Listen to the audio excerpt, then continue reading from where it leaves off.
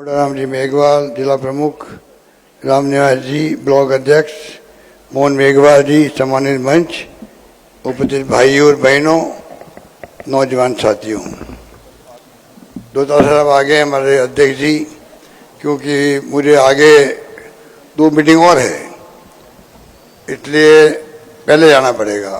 तो मैं आपसे अपील करूंगा एक मिनट कि किस प्रकार से डूडी साहब, पहले नोखा में मैं जटाराम जी के वक्त से आता हूँ,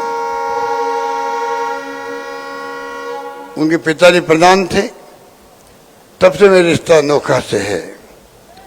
वो चले गए हमारे बीच से अचानक, वो भी जटाराम जी अचानक गए थे जहाँ तक मुझे याद है, और फिर रमेश डूडी जी आगे आए और मुझे गर्व कहते हुए कि पहली बार लोकसभा का टिकट जब मैं प्रदेश अध्यक्ष था तब उनको मिला था। तब से उन्होंने पीछे मुड़कर नहीं देखा। चुनाव हारना जीतना अलग बात होती है, तो जिस प्रकार से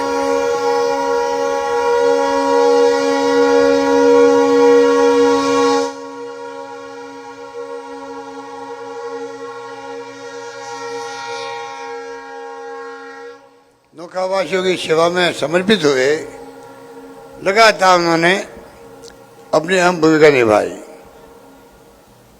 प्रदेश कांग्रेस का मैं अध्यक्ष था तब टिकट तो मिला, एमपी बन गए, पर बाद में देखा जब वो नेता प्रतिपक्ष बने और गोविंद चौटाला जी चीफ विप थे, आपने देखा होगा उस पर भी उन्होंने कोई कसर नहीं छोड़ी। किसानों के मुद्दे उठाने के अंदर चौटाला जी का पूरा सहयोग उनके साथ में, दोनों की जोड़ी बन गई थी एक प्रकार से, पूरे प्रदेश जानता था। और डूडी जी किसानों के लिए इस प्रकार समर्पित थे, पूरा उनका भाषण जो होता था अधिकांश किसानों की समस्याओं को लेके, उनके संघर्ष को लेके होता था। दुर्भाग्य से वो चुनाव कामयाब नहीं हो पाए, वरना पिछली गवर्नमेंट में, अभी गवर्नमेंट में वो मेरे साथ मंत्री होते। पर वो दुर्भाग्य होता है लोकतंत्र में, कई बार कई कारण हो जाते हैं हारने के चुनाव, और वो मेरा साथ अभी निभा सकते थे क्योंकि उनकी भूमिका थी नेता प्रतिपक्ष के रूप में। वो मंत्री बनते तो मुझे सारा मिलता मजबूती के साथ में, क्योंकि तमाम मुद्दे उनके उठाए हुए थे। हाउस में तमाम मुद्दे उन्होंने उठाए, चौटाला जी को देखते थे आप बोलते हुए, किस कदर उन्होंने संघर्ष किया था उस वक्त में। 21 लोग ही हम लोग थे। जिस प्रकार हमारी गवर्नमेंट को बदनाम किया, 2G spectrum, Colgate, Baba Ramdev के साथ में वो हमारे पुन्ना वाले, क्या नाम था उनका, अन्ना हजारे जी, ये तमाम षड्यंत्र था यूपीए गवर्नमेंट को बदनाम करने का। और सरकार चली गई, मोदी हो गया देश के अंदर, सरकार बदल गई, हम 21 पे आ गए। ऐसी गलती हमने नहीं की थी, 21 पे ले आए जनता। तो होता है धर्म के नाम पर, जाति के नाम पर कुछ भी हो जाता है। आज वो ना 2G स्पेक्ट्रम है, ना कोलगेट है, ना लोकपाल आया अन्ना हजारे वाला, और कोई नाम रियाज करते ही नहीं उन बातों को। मोदी ने खूब वादे कि काला धन लेके आएंगे, 2 करोड़ लोगों को रोजगार देंगे, 15 लाख रुपए खाते में आ जाएंगे, क्या क्या नहीं कहा, कोई चर्चा नहीं है, वो चैप्टर अलग है। हमने तय किया है, क्योंकि देखिए अचानक ही बीमार पड़ गए, मुझसे मिलने आए एक दिन पहले, हमने गपशप करी, अच्छी बातें करी, और मुझे जैसी सुबह इतला मिली 7 बजे कि उनको स्ट्रोक आ गया, तो मैं जनरली क्या होता भाई, क्या बीमार हो गए तो भाई चलो चलते हैं, अभी चल पड़ेंगे, पर मैं पता नहीं ऊपर वाले के आदेश था, उसी वक्त मैं चला गया अस्पताल के अंदर, उसी वक्त चला गया सुबह 7 बजे। वहां देखा मैंने डॉक्टर जो जिस अस्पताल में ले गए थे वही घबराए हुए थे, क्योंकि हेवी स्ट्रोक था। मैंने फ़ोन करके पहले रास्ते में ही बात की तो डॉक्टर एसएमएल के प्रिंसिपल भी, वाइस चांसलर भी सब आ गए और सबने राय दी कि भाई आप इनको शिफ्ट करो, ऑपरेशन जल्दी करना पड़ेगा। ऑपरेशन किया इमीडिएटली, उससे बच गए। 1 घंटे में ऑपरेशन हो गया उनका। आज ही तकलीफ पा रहे हैं, इस बात का दुख तो आप हम सब के जहन में है, उसको अपने शब्दों में व्यक्त नहीं कर सकते, सुशीला देवी जी, इसीलिए इनको हिम्मत करनी पड़ी है। आप सबका जो स्नेह है, आशीर्वाद है, वो देख करके इन्होंने कहा चलो मैं आगे आती हूँ। वो मना कर सकती थी पर नहीं, उन्होंने कहा अगर डूडी जी बीमार है, लोगों की आशाएं अपेक्षाएं उनके प्रति इतनी बन गई है, तो मैं मेरा कर्तव्य समझती हूँ कि मुझे जो अपेक्षा जनता करती है, आशाएं करती है उनसे, उसको मुझे पूरा करना चाहिए जिससे कि वो जल्दी ठीक हो। दुआएं उनको लगे, काम ये करेगी, दुआएं डूडी जी को लगेगी जल्दी ठीक होने की। इसलिए आई है मैदान के अंदर। हम सबका सहयोग समर्थन इनके प्रति। अब देखिए रंधावा साहब, ये कहीं कैमरे नहीं जा रहे थे, इन्होंने कहा भाई मैं सुशीला देवी के मैं जरूर चलूंगा आपके साथ में। ये होता है, दिल की बात होती है। इतने मैं कहना चाहूंगा, कम शब्दों में समझ लो, बाकी अभी दोतासा जी बात करेंगे, गोविंद दोतासा जी। वैसे आप देख रहे हो देश में क्या हो रहा है, छापे पड़ रहे हैं ईडी के। तो टीडी दल आता नहीं आता पाकिस्तान से, टीडी दल,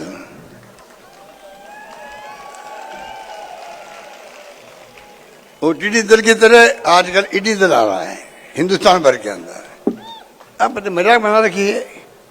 आज मैं एक आर्टिकल पढ़ रहा था, उसमें लिखा कि इस ईडी का, सीबीआई का, इनकम टैक्स का जो मारक क्षमता थी, होती कि नहीं होती है, जो मारक क्षमता होती है, मिसाइल की होती है, बम्बार्डमेंट की होती है, मारक क्षमता कम हो जाती है तो वार का असर नहीं पड़ता है। तो ईडी की मारक क्षमता ही कम हो गई है और उचित नहीं है। मैं दूसरी बात कहता हूँ, हम चाहते हैं ईडी, इनकम टैक्स, सीबीआई की जो एजेंसी हैं ये मजबूत बने, जिससे कि आर्थिक भगोड़े जो हैं, मेहुल चौकसी, विजय माल्या, नीरव मोदी लंदन बैठे हुए हैं, 9 साल भगे हुए हैं। अब कोई नए नीरव माल्या, मोदी कोई पैदा ही नहीं हुए क्या? आर्थिक अपराध कोई नहीं कर रहा है क्या? पर उनकी मिली भगत है बीजेपी से, पैसा लेते हैं, बॉन्ड लेते हैं, चंदा लेते हैं, और रोक लगा रखी है बाकी पार्टी चंदा को नहीं देगा उनको। इसलिए तमाम ध्यान जो है आर्थिक अपराधियों के लिए बनी एजेंसियां ये है, उसकी बजाय ध्यान जा रहा है पूरा पॉलिटिशियन के लोगों को डिस्टर्ब करना। सरकारें गिराओ, खरीद फरोख्त करो। लोकतंत्र में चुनी सरकार को गिराना, मध्य प्रदेश में, महाराष्ट्र के अंदर, कर्नाटक में, गोवा में, मणिपुर में क्या किया इन्होंने? ये तो आप सबका आशीर्वाद था कि राजस्थान सरकार बच गई। मैं आपके सामने मुख्यमंत्री में खड़ा हूं, ये प्रदेशवासियों का आशीर्वाद था हमारे साथ में। पूरे प्रदेशवासियों ने कहा टेलीफोन करके एमएलए को, चाहे 6 महीने रुकना पड़े रुको होटल में, किसी कीमत पर सरकार गिरनी नहीं चाहिए। पर ये कुछ, ये तो हॉर्स ट्रेडिंग हो रही है, उचित है ये? फिर लोकतंत्र कहाँ रहेगा? मान सम्मान कहाँ रहेगा गरीबों का? और मान सम्मान इसलिए एक वोट का धनी हर गरीब से गरीब आदमी है। इसलिए मैं कहना चाहूंगा आपको, कहने को बहुत सारी बातें हैं, इनके ऊपर छापा पड़ गया बिना कोई कारण के, कोई केस दर्ज नहीं, कोई एफआईआर नहीं, कुछ भी नहीं है, घर में घुस गए इनके। ये तो प्रदेश कांग्रेस अध्यक्ष है, किसान का बेटा है, अचानक घर में घुस गए। घर में महिलाएं होती है, बच्चे होते हैं, वो क्या ये क्या हो रहा है? कई परिवार के लोग तो बेचारे घबरा जाते, भाई क्या हो रहा है, ये क्यों आए हमारे घर पे? एक साथ हवा बोलते हैं, 15, 20, 25 लोग दिन भर बैठे रहते हैं वहां पर। एक जगह नहीं, जितने ही मिलने वाले रिलेटिव होते हैं सबके घर पहुंच जाते हैं। पहुंच गए। मेरे बेटे वैभव गहलोत को कोई केस नहीं, दुनिया में कहीं उसका इन्वेस्टमेंट नहीं है, हिंदुस्तान में नहीं है, 18 टैक्सी के मालिक है और कुछ है ही नहीं उसके पास में, और उसको बदनाम करने के लिए कैसे घरों में घुसो, उनको बुला लिया ईडी के अंदर। वो गया परसों, तो उन्होंने रिक्वेस्ट की अगली बार में चुनाव चल रहा, मैं चुनाव के बाद आ जाऊंगा। नहीं नहीं नहीं, आपको 16 तारीख को आना पड़ेगा। ये कोई भगोड़ा है, हत्या करेगी, क्या कर दिया उसने। आज सुना मैंने दूसरा शादी के 2 बेटे, दोनों के नोटिस दे दिए ईडी ने, दिल्ली आओ। इसको क्या कहेंगे हम लोग? ये क्या हो रहा है? ये हो क्या रहा है देश के अंदर? ये छत्तीसगढ़ में 6 महीने से ईडी बैठी हुई, वहां पर मकान किराया ले लिया, वहां पर ईडी छापे डाल रही है बार बार। क्या हो रहा है? तो ये आपको मुझे सोचना पड़ेगा। जो हालात हैं देश के अंदर, उसके अंदर अगर ये हालात रहे, लोकतंत्र खतरे में रहेगा, लोकतंत्र खतरे में पड़ जाएगा। इसलिए मैं कहना चाहूंगा आपको कि काम हमने बहुत किए हैं, वो बताएंगे अभी दुर्दशा जी आपको। और मैंने यहाँ जो काम किए डूडी साहब के कहने से, वो भी आपके सामने भी बताया था। गोविंद में एक बार नहीं बताया आपको, जयराम दूरी के नाम से हमने यहाँ के अस्पताल को जिला अस्पताल का दर्जा दे दिया। जिला अस्पताल नोखा के अंदर बन गया आपका। नाम रखा डूडी, जयराम डूडी अस्पताल रखा गया नाम उसका। जमीन दी परिवार के लोगों ने दी है। कुक्कू और मुकाम में CHC, नोखा गांव, बादला, सादाखर और 8 सर में PHC, नोखा में अपर जिला और सेशन कोर्ट, सिविल न्यायिक मजिस्ट्रेट कोर्ट खोला गया। बडाला बुड़सर में 33 kV है और मुकाम में 132 kV GSS बनाए गए। नोखा में डूडी जी ने कहा गर्ल्स कॉलेज बनाओ। नोखा में गर्ल्स कॉलेज खोल दी गई, गर्ल्स कॉलेज खोल दी गई है। और मैं भी आया था डूडी लेके मुझे किसान सम्मेलन में, जसवासर में कॉलेज, गोंड मंडी तहसील में कम्युनिस्ट कर दी, तहसील को बना दिया आपके यहाँ पर। ये सैंक्शन निकल गई है तहसील की। तो मैं कहना चाहूंगा काम बहुत हुआ है। अब आखिर में मैं कहूंगा आपको, महंगाई रात में 10 गारंटी हमने दी आपको। 25 लाख का बीमा बताया आपको। हिंदुस्तान में क्या दुनिया में कहीं नहीं है, इलाज फ्री हो गया सबका। इलाज फ्री करना किसे कहते हैं? और मिलते लोग बाग 50,000, 1 लाख, 2 लाख, 2.5 लाख, 5 लाख खर्चे, दवाएं फ्री, ऑपरेशन फ्री। एक नवाचार ऐसा किया है हिंदुस्तान में, राजस्थान का नाम सब जगह हो रहा है। राजस्थान सरकार एकमात्र सरकार है जिसने सबका इलाज फ्री कर दिया है।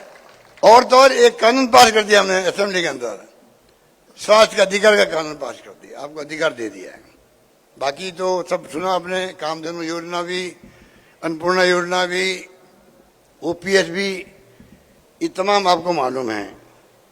मैं जो कहना चाहूंगा अब आपको, काम हमने खूब किया है, खूब स्कीम लेके आए हैं। हमारी चर्चा पूरे देश के हर राज्य में होने लग गई है, 30 स्कीम आ गई है।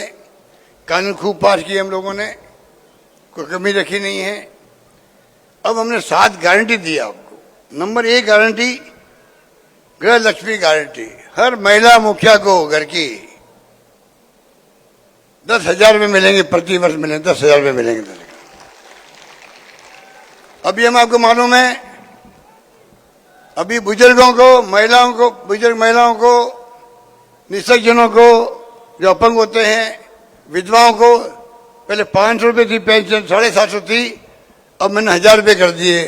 हर 1 करोड़ लोगों को, 1 करोड़ लोगों को पेंशन मिल रही है, 1,000 रुपये मिल रही है। और साथ में कानून बना दिया है, अब आगे भविष्य में 15% उजाला अपना आप होगा पेंशन के अंदर। इसका मतलब 1,000 के 1,500, 2,000, 2,500, 3,000 होता रहेगा।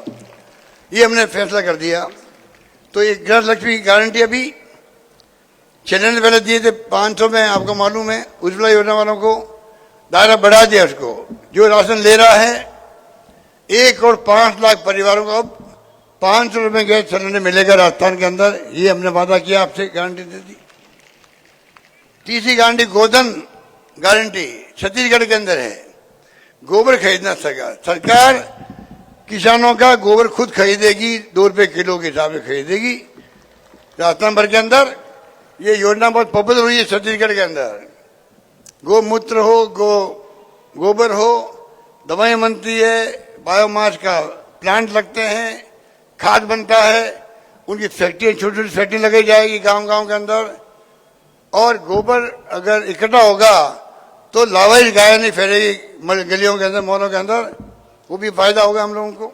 वो हमने काम किया है। जो बच्चे जाएंगे 12वीं पास करते ही कॉलेज में एडमिशन लेगा बच्चा, छात्र फर्स्ट ईयर में,